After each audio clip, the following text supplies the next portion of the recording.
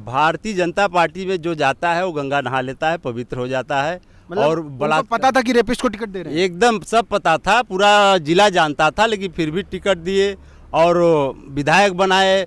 तमाम तरह का प्रलोभन दबाव दिया गया, हो सकता है दोषमुक्त हो जाए। अगर यह संविधान न होता, हम लोग जैसे नहीं होते, तो यह न्याय कतई नहीं मिलता। यह तो संविधान की हम लोग धन्यवाद कहें या बाबा अंबेडकर साहब का धन्यवाद दें कि ऐसे संविधान मिला कि हम लोग उस लायक हैं और उस अपनी बात वहाँ पर उपस्थित होकर कह ले रहा आदमी। और उसी का नतीजा है कि विधायक को यह सजा हुई, नहीं तो विधायक को कभी सजा नहीं होती। उसके नाबालिग बहन से ये विधायक उस समय प्रधानपति हुआ करते थे जी। और अपने प्रभाव के बल पर उस लड़की को डरा धमका कर करीब सालों भर पहले से बलात्कार कर रहे थे उस लड़की के साथ।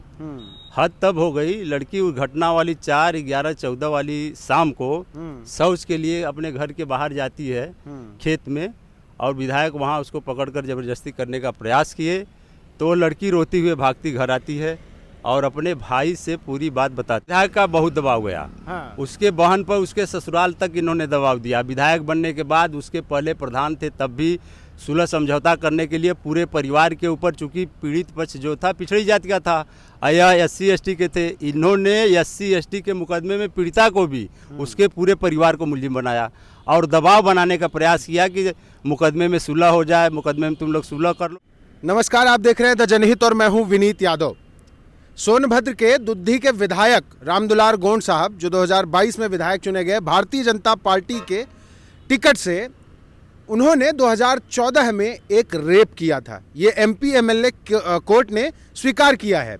जिस बच्ची के साथ रेप हुआ, पीड़िता के जो वकील थे MP MLA के कोर्ट में जो ये केस लड़ रहे थे, उनमें से एक राम जियावन यादव जी हमारे साथ हैं, दूसरे वकील थे विकास शाक्य जी।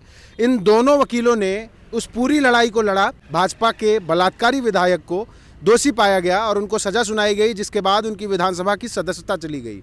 इस पूरी घटनाक्रम पे हम बात करेंगे राम जियावन जी से, क्योंकि उन्होंने ये पूरी लड़ाई 2014 से अब तक लड़ी है।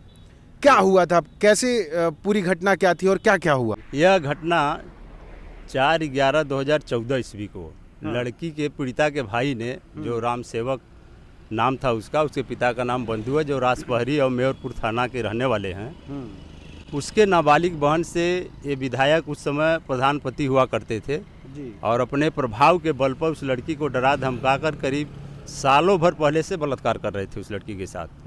हद तब हो गई, लड़की उस घटना वाली 4/11/14 वाली शाम को शौच के लिए अपने घर के बाहर जाती है खेत में, और विधायक वहाँ उसको पकड़कर जबरदस्ती करने का प्रयास किए, तो लड़की रोती हुई भागती घर आती है और अपने भाई से पूरी बात बताती है, राम सेवक से।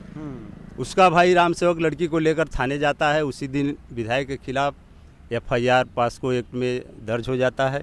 इसके बाद विवेचना होती है और इनके खिलाफ गिरफ्तारी होती है, जेल जाते हैं। इसके बाद चार्जशीट लग गई और तब से यह कोर्ट में मामला चल रहा था और पीड़िता के भाई सभी लोग इस केस को लड़ रहे थे, जिसमें हम लोग उन लोगों का साथ दिए और अंततः जाकर करीब 10 साल मुकदमा चलने के बाद कोर्ट में 4/11/2023 ईस्वी को फैसला सुनाया गया, जिसमें विधायक को पास्को एक्ट का दोषी पाया गया था और उनको गिरफ्तार कोर्ट में सरेंडर कर तुरंत कोर्ट कस्टडी में लेकर उनको जेल भेजा गया।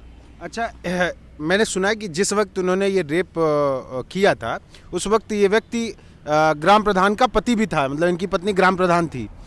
क्या आप लोगों के ऊपर उस समय से अब तक, जैसे आप विधायक बन गए 2022 में, इस बीच कोई दबाव आपके ऊपर था कि विधायक हैं और केस नहीं लड़ना चाहिए, या किसी ने डराने धमकाने की कोशिश की? देखिए, पीड़ित पक्ष पर तो विधायक का बहुत दबाव गया। हाँ। उसके बहन पर उसके ससुराल तक इन्होंने दबाव दिया। विधायक बनने के बाद उसके पहले प्रधान थे, तब भी सुलह समझौता करने के लिए पूरे परिवार के ऊपर, चूंकि पीड़ित पक्ष जो था पिछड़ी जाति का था, यह SC/ST के थे, इन्होंने SC/ST के मुकदमे में पीड़िता को भी उसके पूरे परिवार को मुलजिम बनाया और दबाव बनाने का प्रयास किया कि मुकदमे में सुलह हो जाए, मुकदमे में तुम लोग सुलह कर लो। जब उससे नहीं तैयार हुए तो तमाम तरह की धमकियां, प्रलोभन इनके द्वारा दिया गया। विधायक बनने के बाद तो और हद हो गई।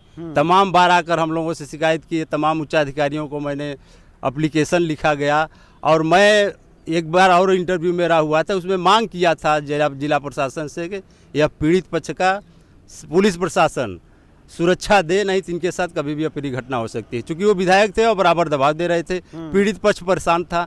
तारीख लड़ते लड़ते इतना दिन समय बीत गया, पीड़ित पक्ष की आस टूटी जा रही थी। लेकिन हम लोगों को भरोसा था, न्यायालयीय प्रक्रिया है और न्यायालय में समय चूँकि लगना स्वाभाविक है कि तमाम सुविधाएं न्यायालय को जो मिलनी चाहिए, जितनी केस रहनी चाहिए उससे ज़्यादा वर्क है, इसलिए इतना लंबा प्रोसेस चला।